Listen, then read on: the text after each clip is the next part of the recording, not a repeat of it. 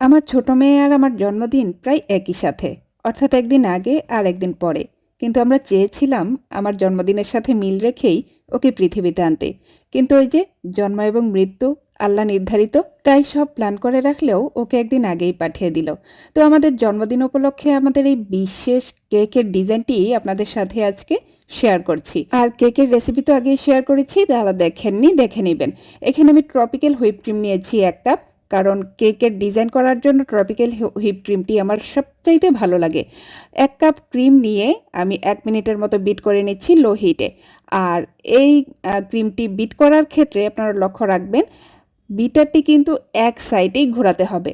আপনারা যেদিকেই ঘোরান না কেন, যে কোনো এক সাইডেই ঘোরাতে হবে। এইভাবে 2-3 মিনিটের মতো বিট করার পরে আমার ক্রিমটি কিন্তু রেডি হয়ে গিয়েছে। যেহেতু আমি ক্রিম দিয়ে কোনো ধরনের ফুলের ডিজাইন করব না, আমাকে এর থেকে বেশি বিট করার প্রয়োজন নেই। এখন আমি একটি বোর্ড নিয়ে নিয়েছি এবং বোর্ডের মধ্যে প্রথমে একটু ক্রিম লাগিয়ে নিচ্ছি। তারপরে এই ক্রিমের উপরে আমি আমার কেকের প্রথম স্পঞ্জটি বসিয়ে দিচ্ছি। আমি প্রথম স্পঞ্জটি বসিয়ে দিলাম এখানে। প্রথমে ক্রিম দিয়ে দিতে হবে, না হলে কিন্তু স্পঞ্জটি নড়ে যাবে। আর এখন দিয়ে দিচ্ছি সুগার সিরাপ। সুগার সিরাপ হচ্ছে চিনি এবং পানির জাল দিয়ে ঠান্ডা করে নিলে সেটাকে সুগার সিরাপ বলা হয়। আর সুগার সিরাপটা না দিলে কেকটা কিন্তু মানে ভেজা ভেজা হয় না, আর ক্রিমের লেয়ারটা ভালো করে লাগে না। তারপরে সেখানে আমি ক্রিমের লেয়ার দিয়ে দিচ্ছি। তার উপরে আমি সেকেন্ড যে স্পঞ্জ সেটা বসিয়ে দিচ্ছি। তার উপরে আবারও আমি সুগার সিরাপ দিয়ে দিচ্ছি। আর আপনারা যারা প্রথম সুগার সিরাপ ঢালবেন, তারা এইভাবে ঢালতে গেলে একটু বেশি পরিমাপে পড়ে যেতে পারে। সেই ক্ষেত্রে আমি যে ব্রাশ ব্যবহার করেছি, এইভাবে ব্যবহার করতে পারেন। তা না হলে এক ধাক্কায় বেশি সুগার সিরাপ পড়ে গেলে সেটা আবার সমস্যা হতে পারে। তার মধ্যে আমি আবারও কিন্তু ক্রিমের লেয়ার দিয়ে দিচ্ছি এবং এরপরে আমি যে তৃতীয় স্পঞ্জটি আছে সেটিও বসিয়ে দিচ্ছি। তার উপরে আমি আবারও সুগার সিরাপ দিয়ে দিচ্ছি, কারণ প্রত্যেকটি লেয়ারের মধ্যে সুগার সিরাপ এবং ক্রিমের লেয়ার দিতে হবে। তো আমার এটাই কিন্তু ফাইনাল লেয়ার। এইখানে ক্রিমের লেয়ার দেওয়ার পরে আমি ফাইনাল টাচটা দিচ্ছি। এখন ক্রিম দিয়ে ভালো করে পুরোটা কেককে কভার করতে হবে, আর এটাকে বলা হয় বেস দেওয়া। আমি পুরোটা ক্রিমকে কভার করে দিয়েছি। আর এই অবস্থায় রেখে কেকটাকে কিন্তু ফ্রিজে রাখতে হয় কতক্ষণের জন্য, তা না হলে পরবর্তীতে ডিজাইন করতে গেলে ডিজাইনটা খুব ভালো করে বসে না। তো এভাবে বেস দেওয়ার পরে আমি কেকটাকে কিন্তু 10-15 মিনিটের জন্য ফ্রিজে রেখেছিলাম। আর এই ফাঁকে আমি বাকি যে ক্রিমটা ছিল সেখানে একটু ফুড কালার ব্যবহার করেছি। যেহেতু আমি সমুদ্র থিমে কেকটাকে ডেকোরেট করেছি, সেজন্য সমুদ্রের পানির যে কালার আছে হালকা নীলচে কালার, সেজন্য আমি নীল কালার ব্যবহার করেছি।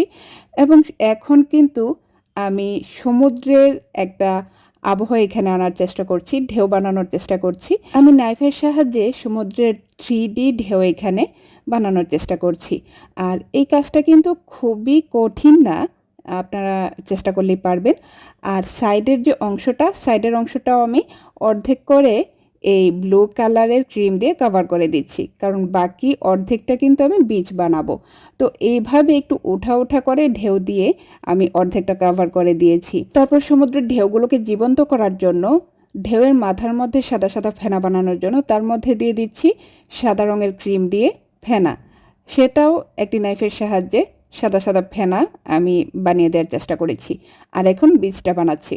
আর বীজ বানাচ্ছি বিস্কিট অথবা ব্রেড ক্রাম্পস, যে কোনোটা ব্যবহার করতে পারেন। আমি এখানে ব্রেড ক্রাম্পস ব্যবহার করেছি।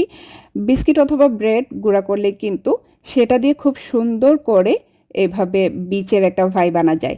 তো এই তো হয়ে গেল আমার ঢেউ এবং বীজ, অর্থাৎ বীজের বালি। এখন আমার দরকার শামুক। আর এখানে আমি মিল্ক বার নিয়ে নিয়েছি, সেটা স্টিলের বাটিতে এভাবে গুঁড়ো করে দিয়ে তারপরে ফুটন্ত গরম পানিতে কতক্ষণ বসিয়ে নিলেই কিন্তু মেল্ট হয়ে যায়।